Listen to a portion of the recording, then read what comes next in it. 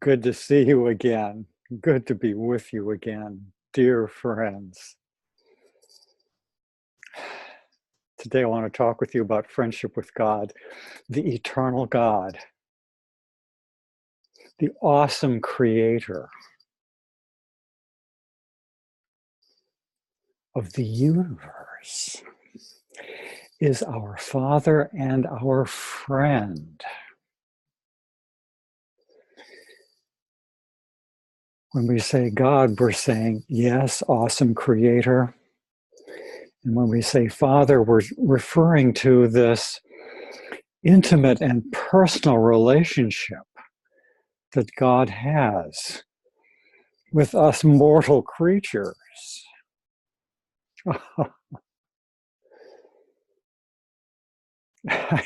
I think of the wedding that I attended.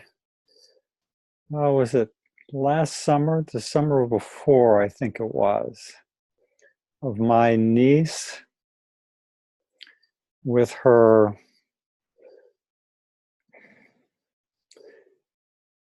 husband, who had been the quarterback for Boston College. And this guy was broad-shouldered and much taller than I was.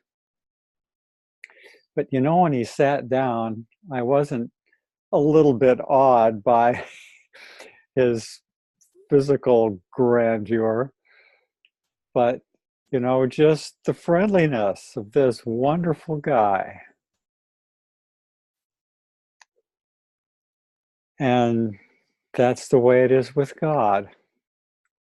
Awesome and friendly.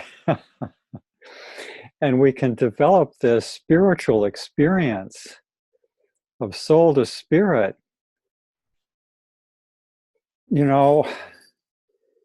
It's just so natural. He knows us thoroughly and loves us. And when we stumble, really seriously it may be, the forgiveness is there.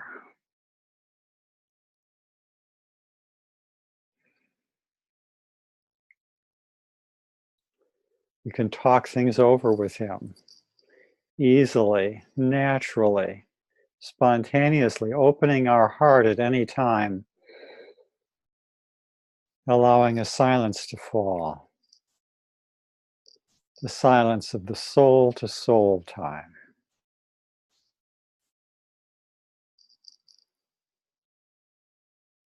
And beginning to realize, friendship with God gives us the primary reason to regard the universe as friendly.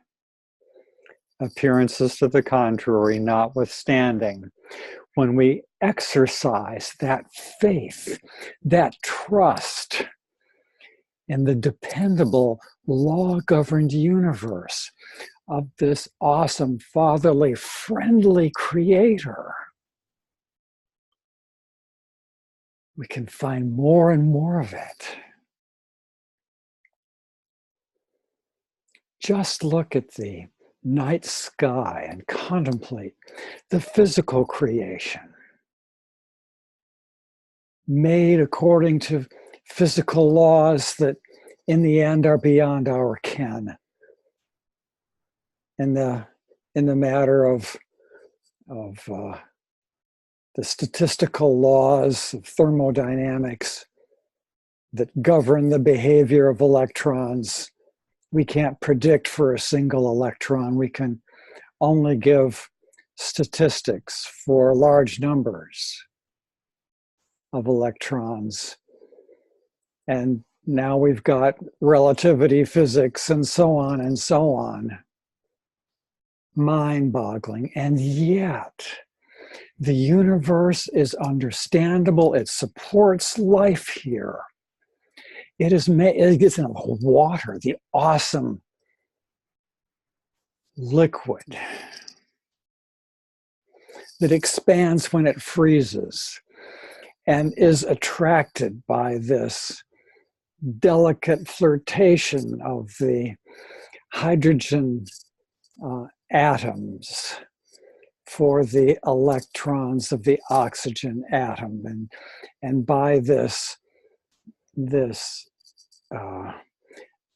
what the little bonds that are formed so momentarily, not chemical bonds, but these bonds that form, the sap goes up in the trees to bring the nutrients in the water to the highest part of the tree.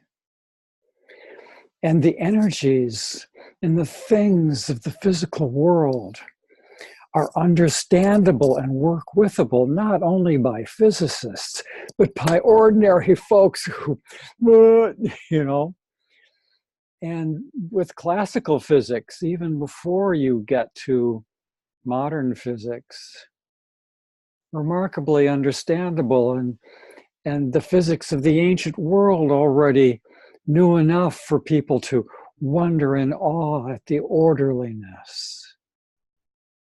And animals, even the lowly creatures, can understand and cope with enough of this universe to make their way.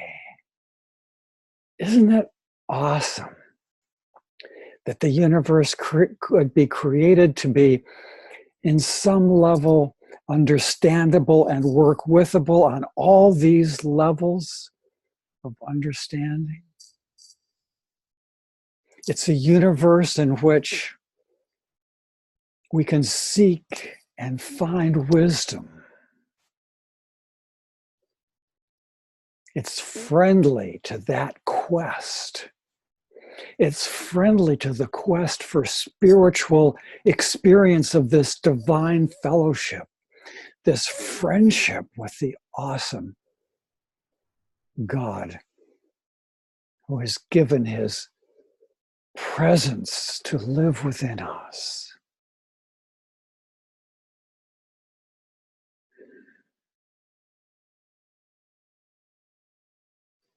And the friendly universe bespeckles the night sky with constellations and planets and meteor showers.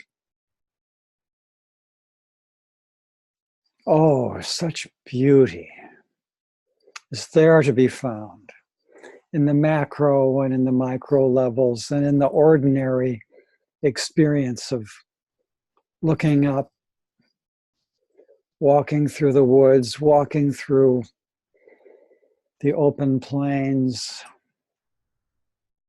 the fields,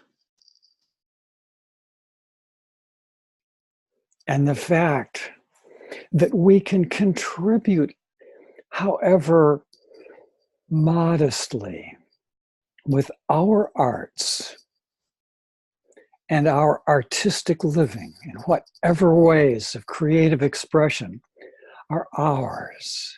Everyone has some gift at some level that we can use to bless and enhance the beauty of this evolving creation.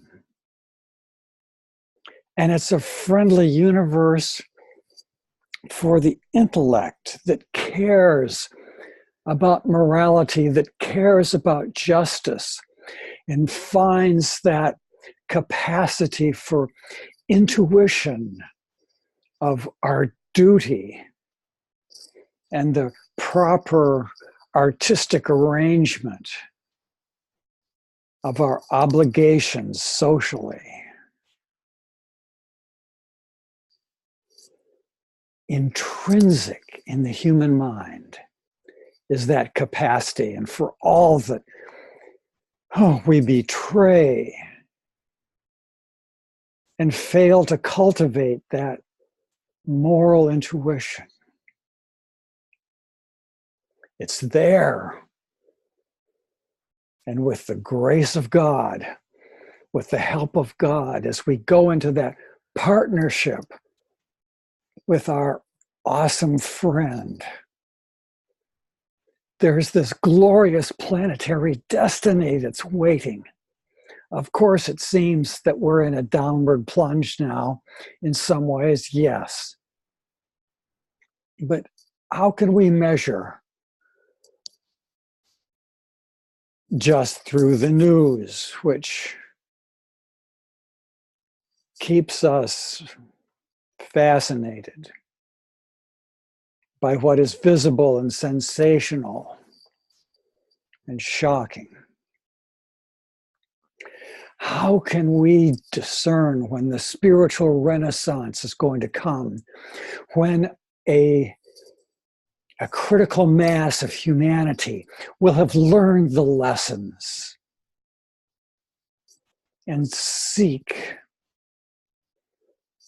a friendlier universe by the way we live with our siblings in this world?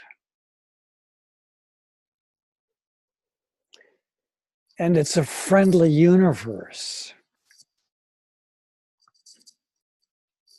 to those who have begun the quest for perfection, to become like God, who have experienced that love and mercy and the back and forth between spirit and soul, and have started to realize that even as our Father in heaven loves us, everyone, and extends that friendship to all who can respond with the faintest flicker of faith. So we can have our moments, and sometimes more than just a tiny little moment of expressing that love and that forgiveness and that attention, and be a little bit like the divine, loyal companion that God is as our friend.